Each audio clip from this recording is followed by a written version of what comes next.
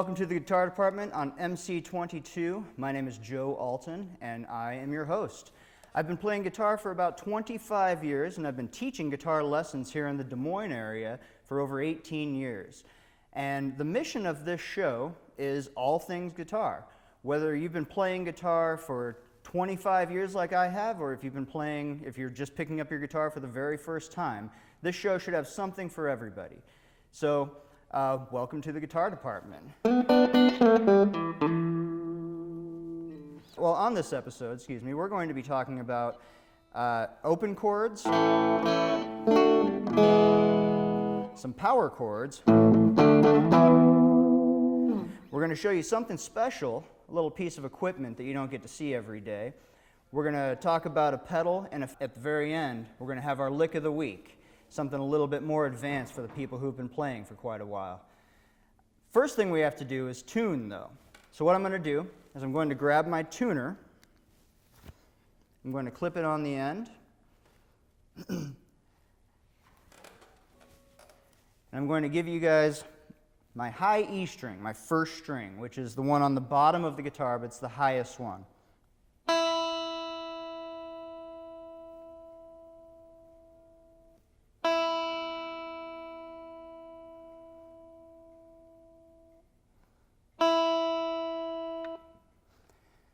Next, we'll go to the second string. This is the B string. You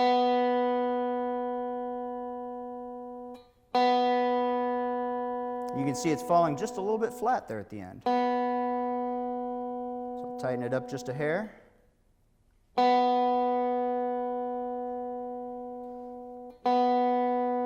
And there we are. Next up is the third string, the G string.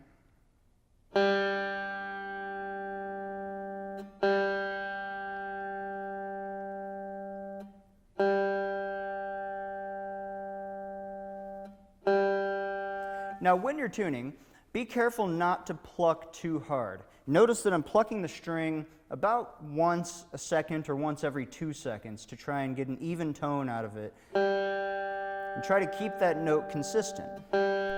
If I pluck a little too hard, you can hear how the pitch sort of rises and then falls. And you can see on my tuner here that it kind of jumps way to the right and then settles back on the left a little bit. You want to keep that nice and even.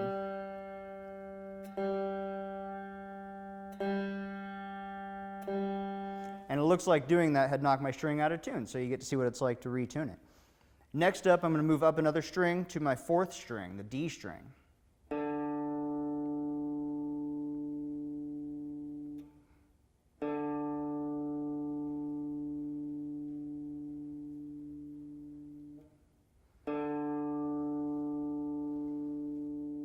Looks like that one's good.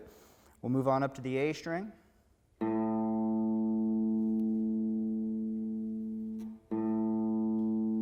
Make sure that when you're tuning, if you use a tuner, that you pluck the string before you tune the tuner. That way you can see the tuner react to the change of the note in real time. If I lower it, you can see how it dips off to the left here in the red. If I raise it, you can actually watch the pitch go up on the tuner's display. All right, time for the last string, the sixth string, the low E.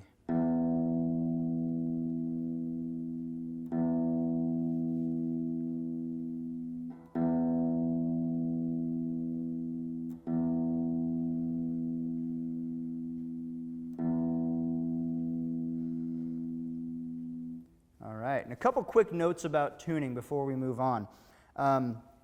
If you grab the tuners, you're going to turn them counterclockwise to raise the pitch. That's assuming that they're on top. When they're on bottom, everything's upside down, so you have to turn them the opposite direction. The tuners themselves actually turn the same direction relative to themselves, but it'll feel like you're turning it the other way. So most people just sort of turn, and if it's wrong, they go the other way. Also, don't turn too fast. You want to turn very gently, especially on the upper strings, the low strings. those are a little thicker and require a little less tension. So tightening it has more of an effect than it does on the bottom strings. You have to turn these a little bit more to get the same effect. All right, now that we're in tune, I'd like to take a second to warm up. All right, so we're going to warm up with a simple exercise. We're going to use a system called the one finger per fret system. It's exactly what it sounds like. But before we dive in, a few notes on how to play the guitar, in case this is your first go. When you put your finger on a fret, the fret, by the way, is the metal piece on the very top here. When you put your finger on a fret, you don't actually put your finger on top of the fret. That will mute the string. What you want to do is put it just behind the fret, just to the left of the fret. Generally speaking, you put it on as close as you can get without going over. It's kind of like the Price is Right. So what we're going to do is we're going to cover those top 4 frets, the 1st fret, 2nd fret, 3rd fret, and 4th fret, with our 4 fingers that we're going to use. By the way, the finger numbers are the same. 1st finger, 2nd finger, 3rd finger, and your pinky finger is your 4th finger. So we'll go real slow here, but I'm going to put my 1st finger on the 1st fret of the 1st string, and then we're just going to pluck and let it ring. Next, I'm going to put my 2nd finger on the 2nd fret of the 1st string. I'm going to lift my 1st finger off when I do that. And then time for the 3rd finger on the 3rd fret. And then your pinky finger goes on the 4th fret. And then we're just going to move up a string and do it again. So 1st finger, 2nd finger, 3rd finger, 4th finger. Notice my thumb position while I'm doing this too. I don't have my thumb clear up top. I've got it sort of in the middle of the back of the neck, using the pad of the thumb, not the palm of the hand at all. That'll give you the best range on your fingers, the best wingspan from one finger to the next. So we're going to move up another string to the 3rd string.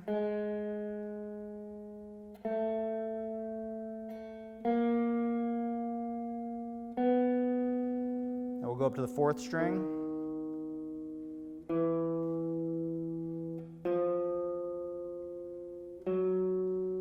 We'll go up to the 5th string.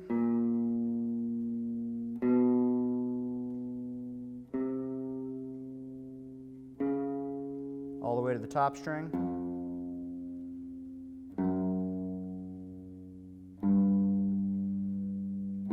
And then we're going to come back down. So 1st string, or 1st finger on the 5th string.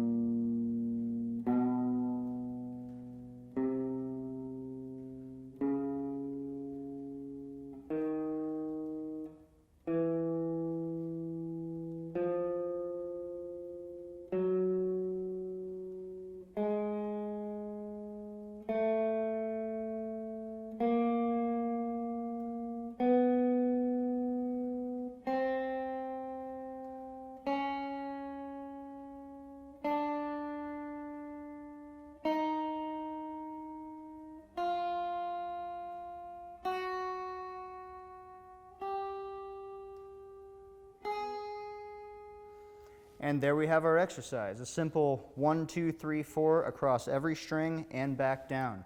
Should get your hand nice and warmed up. You can run through the cycle several times if you need to. And for those of you who are a little more advanced, the next step in that is to change the order of the numbers. And instead of going 1, 2, 3, 4, maybe go 1, 2, 4, 3, or 1, 3, 2, 4. There are 24 total possibilities, so try them all if you can.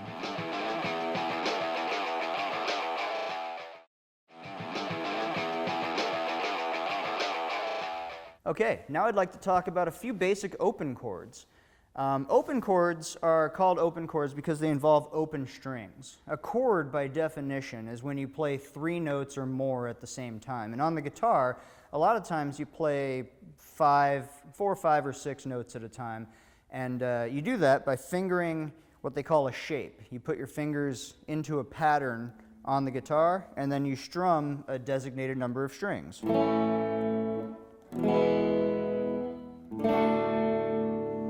We're going to be talking about those 3 chords. That first one was A, And what you can see is that I've got a finger on the 2nd fret of the 4th string, a finger on the 2nd fret of the 3rd string, and a finger on the 2nd fret of the 2nd string. What you might have missed is that I only strummed the bottom 5 strings, starting at the low A string, the 5th string, and strummed all the way down. Now, each of these notes presents its own unique problem. If you've never played an open chord before, there are some certain things you should know. First is that you want to try to get all your fingers up next to the fret, but if you notice, my 2nd finger here is actually quite a ways away from the fret.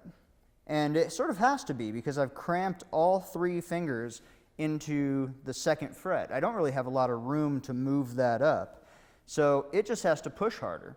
The pinky finger in this case is playing the 2nd string, and it's right up next to the fret, so it just doesn't need as much pressure.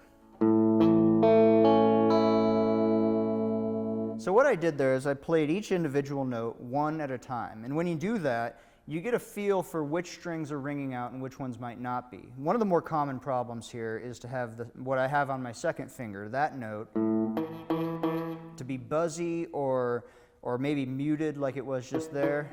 If you get a sound like that, the options are to move the finger closer to the fret or to push harder. And if you can't move the finger closer to the fret, you just have to push harder. This bottom string presents a lot of problems for people too. What happens is, in this case, the pinky would be touching that bottom string. And the trick there is to roll the finger up just a little bit more. Reposition the finger so that the pad of the finger comes up off of the bottom string. This is, of course, a lot easier said than done, but that's the basic process, is to figure out which notes are ringing out, which ones aren't, and then take your hand off, refinger it, and see if you can go through the whole process again. Now, that's our A chord and the introduction to open chords. Next, we're going to look at an E chord. So I'm going to take my hand off and reposition. My middle finger will go on the 2nd fret of the 5th string. My 3rd finger will go on the 2nd fret of the 4th string, and my pointer finger will go on the 1st fret of the 3rd string. All the other strings are open in this case. I'm going to strum all 6 strings.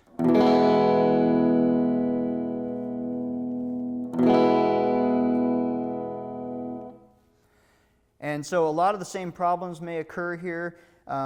You just have to push a little bit harder with these 2 fingers, and the pointer finger note, the biggest problem most people have is the ring finger touching the string that the pointer finger is playing. So if this string, if your 3rd string from the bottom doesn't ring out when you're playing an E chord, it might not be that you have to push harder or get closer. It might be that you have to roll one of the other fingers up off of the string and sort of pivot the finger off of that string so that it rings unimpeded.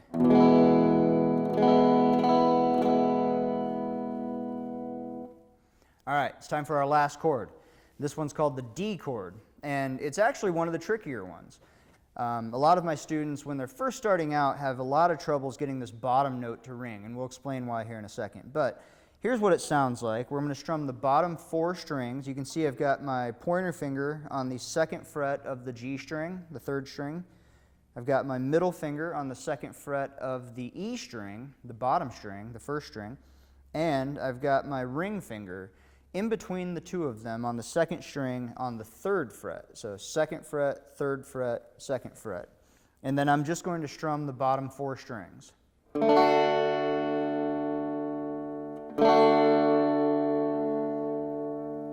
that's what the chord should sound like. Most of the time, when somebody plays this chord the first time through, it sounds like this. And that's because the ring finger, for as strong as it is, doesn't like to be on the tip. It likes to come in a little bit flatter and sit more on the pad of the finger. And what happens is, just like we described on the other strings, the other chords, it touches that bottom string. So you're going to try to roll that finger up, reposition the hand. You notice how my whole hand moved when I did that. I didn't just move one finger. my whole hand repositions just a little bit, and then you just do your best to get it off. This is a game of millimeters. It'll take some patience, but if you can do it, it'll pay off.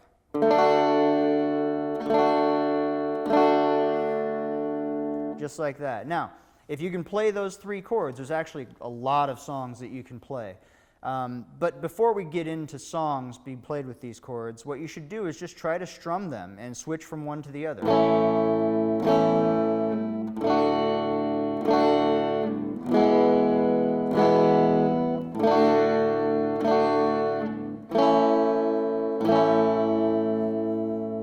You'll notice I'm just strumming downstroke for now. There's no alternations or quick patterns, and I'm avoiding all of the strings that I don't want to hit for now. As you become more and more advanced, you'll be able to strum in both directions, and we'll talk about some songs. But for now, I would just keep it just straight downstrokes until you've got the feel for it, and then we'll work up from there.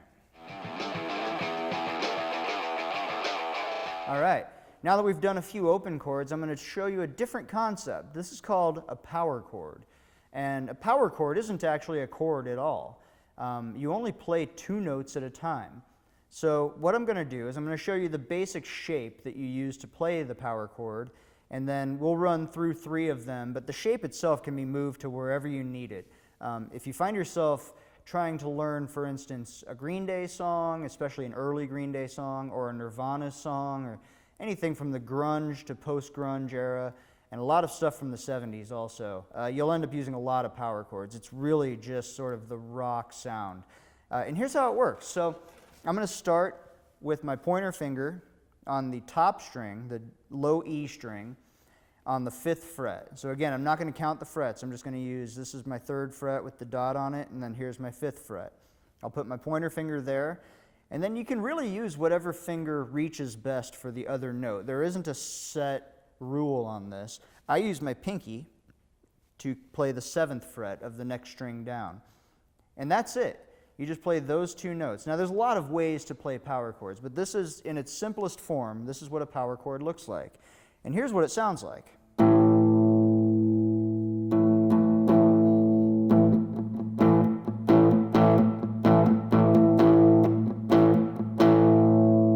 Now, I'm doing quite a few things to that to make it sound the way it does, but on its own, that's your basic rock and roll sound. So what I'm going to do next to it, just to show you a movement you can do with it, is I'm going to move it down 1 string. Both fingers, just at the same time, go down 1 string, and then we pluck those 2. And then I'm going to move to my right 2 frets so that my pointer finger is on 7 and my pinky finger is on 9. Now notice when I did that, I didn't lift and then reposition. I just moved the fingers at the same time, parallel to each other, to the next 2 frets.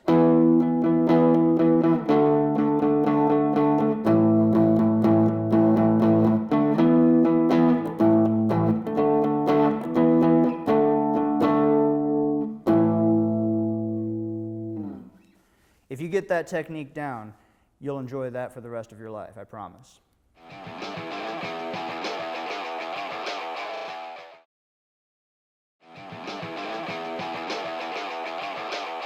All right, ladies and gentlemen, it is time for our lick of the week.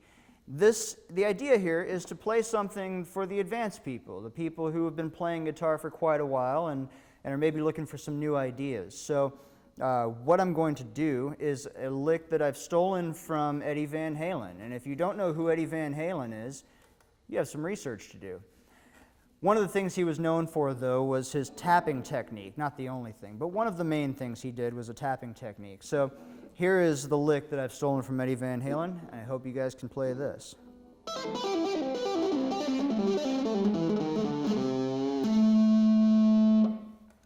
So we'll try that one more time a little slower.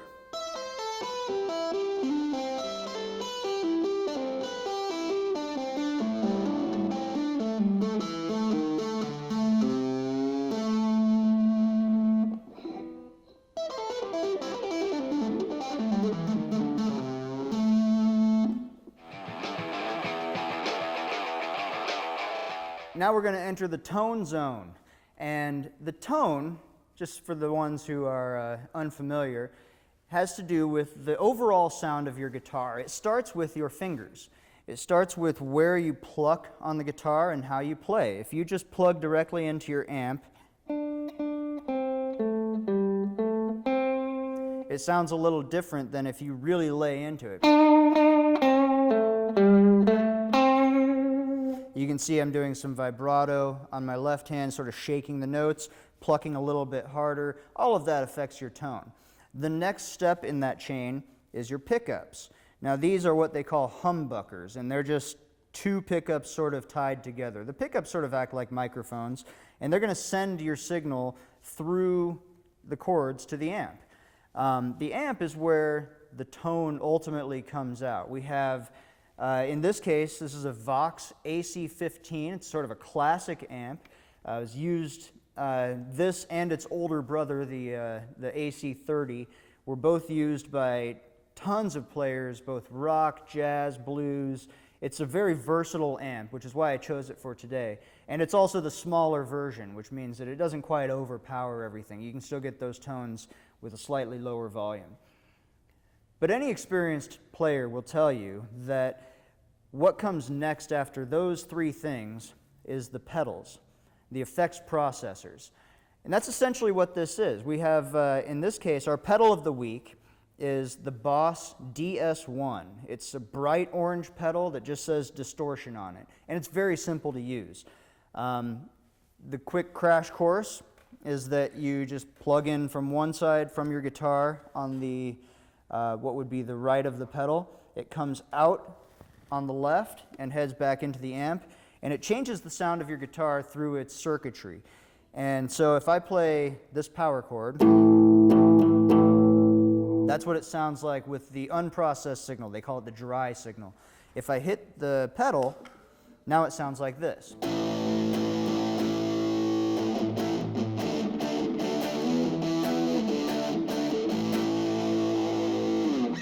And there's a lot of knobs and dials on here. There's three knobs and dials. And what you can do is you can turn the level of the distortion down a little bit. Maybe give you a little less background noise. You can turn the tone up, make it a little brighter sounding. And it also has a knob in the middle that says level. Now if I turn that up, essentially the volume goes up.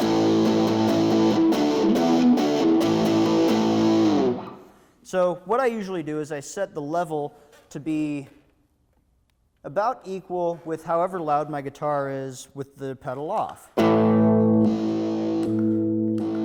And that way I don't blast my speaker extra heavy when I click the pedal on and throw off the sound guy who might be running the show that I'm playing.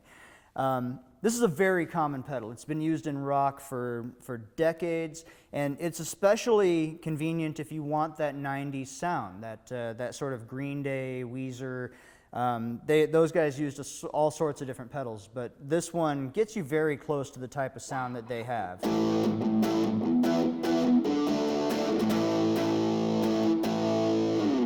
And that's our pedal of the week, the Boss DS1. All right, ladies and gentlemen, thank you for joining me on the guitar department. I've been your host, Joe Alton.